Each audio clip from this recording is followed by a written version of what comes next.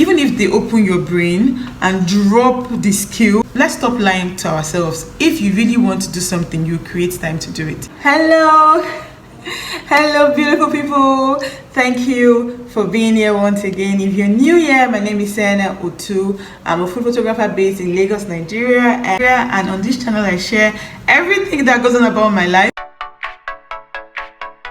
In this video, I'm going to share with you the one thing that you can do to improve your food photography in 2023, and it is this: find out the area that you are lacking.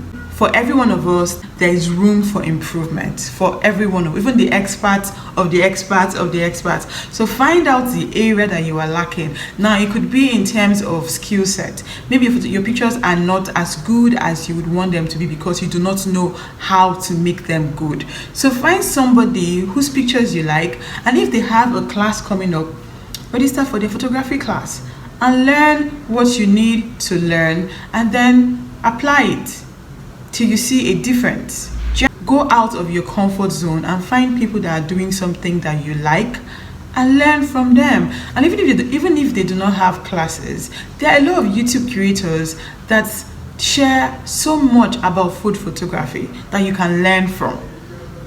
Yeah, so stop being so comfortable where you are and step out. Send them DMs, watch their videos. If they have courses, register for them, ask questions. As you're learning, practice. Now, that brings me to the second thing. No matter how much you learn from other people, if you are not practicing, you will not get better. And that's the truth of this matter. It's not magic.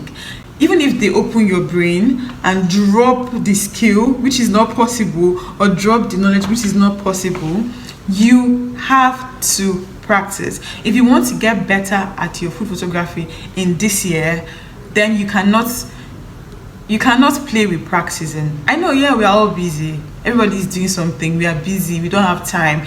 And you keep waiting for clients' jobs to come before you now start to shoot. Some of you have not picked up your cameras in months because nobody's hiring you, so why? And the next time a client reaches out to you, you now start to get anxious because you've not photographed for a long time.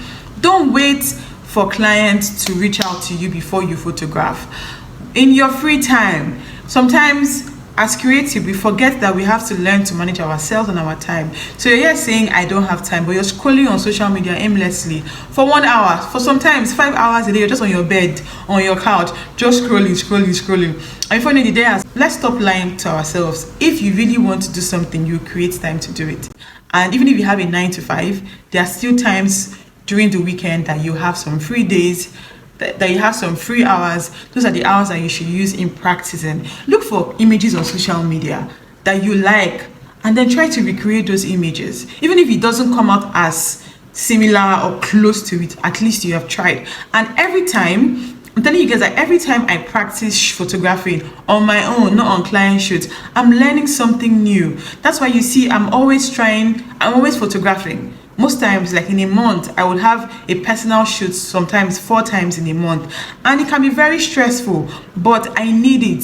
For me to be better, I need to practice as much as possible. And even talk to the people that have been in the photography game for a while. The experts that you see and you love their pictures, they practice more than you know. So don't wait till a client comes up. Here. Practice. I cannot overflog this more than I have said. Set a time during the week and practice, and make it consistent. Don't just practice one day and then 5 months go. Consistently practice. Create time during your day. Exercise self-control. Be patient with yourself, even when you're not getting the images right, and continue to practice. With time, you will get better. The next thing I believe some of us may be lacking in is gear equipment, tools that you need to make your work better.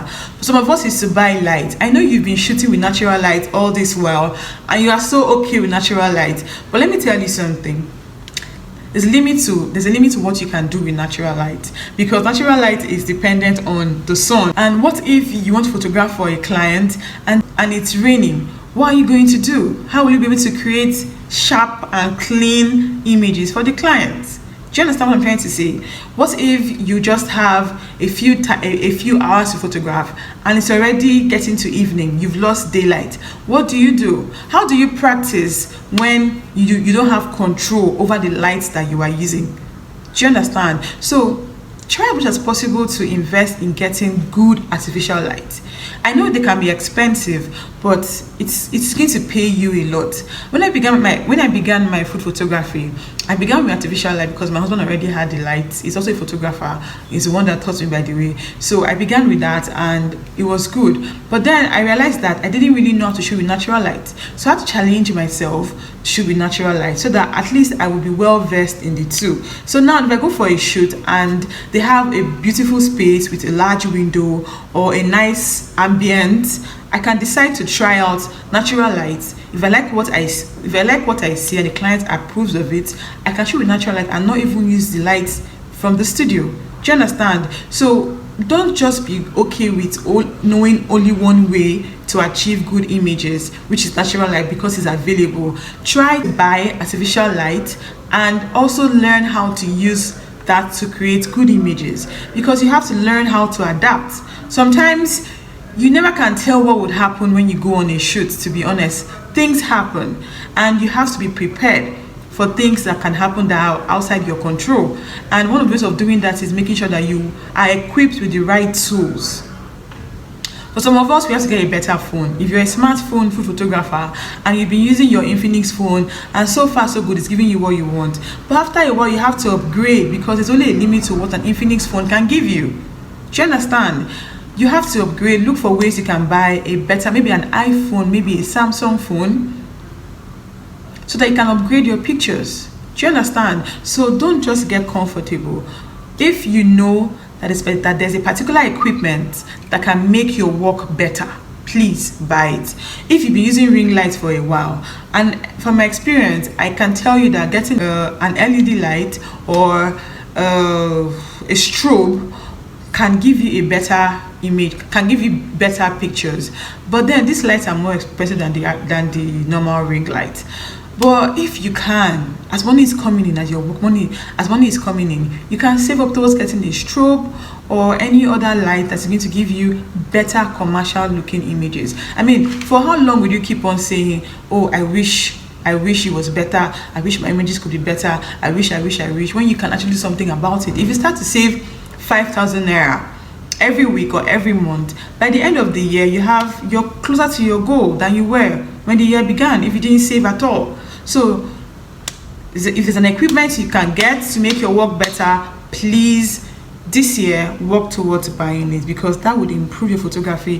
Some of us is props, using the same chopping board, the same napkin, the same plate. I'm not saying it's bad, but I'm just saying that you're restricting yourself too much, and sometimes to see improvement you have to leave your comfort zone.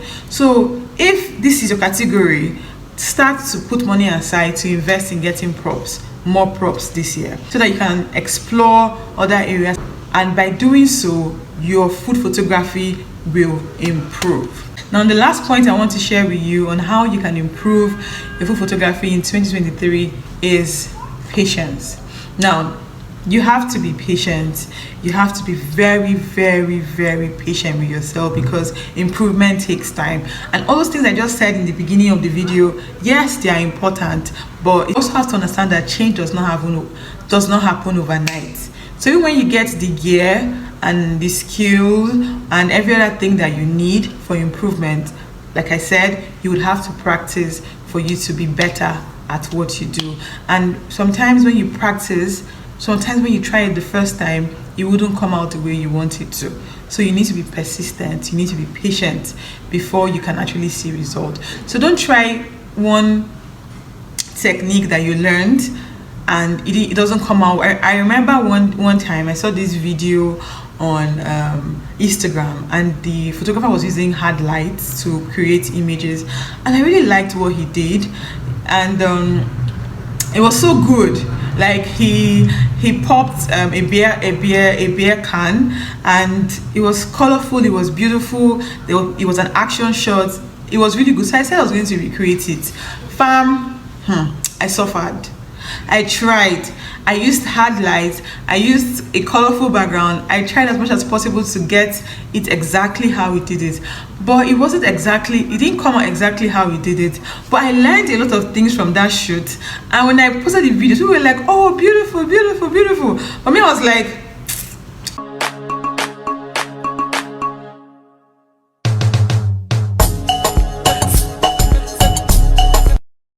it's not so nice. Like, in my mind, I didn't like it, but I learned how to edit a different way from that shoot. I also learned how to work with hard lights from that shoot. I learned how to use, device that looks like a funnel that you can put at your light and also point it to your subject. I learned how to do a makeshift device like that. And so that's the thing. When you practice, there's a lot you are learning while you're shooting. Do you understand? So it's not just about, oh, clients call me, I went to shoot and deliver the images. You have to fall in love with your craft. You have to really, really enjoy what you do.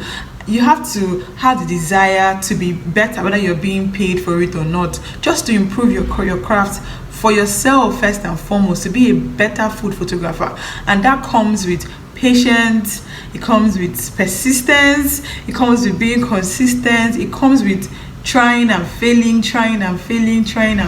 Summary: to improve your food photography in 2023, find out the area that you are lacking in, and then work towards making sure that there's an improvement in that area. If you need to buy something, you need to go for an extra course, do it. You need to buy an extra gadget or something to improve your work, a phone, a new light, do it. And when you do it, patiently practice, persistently. Even when you're not getting what you want, continue to practice. Right, thank you for watching the video. I have a couple of courses available. I have a couple of classes available that you can sign up for. I'm going to put in the description box the link to my Instagram, and you can send me a DM if you want, and we take it up from there.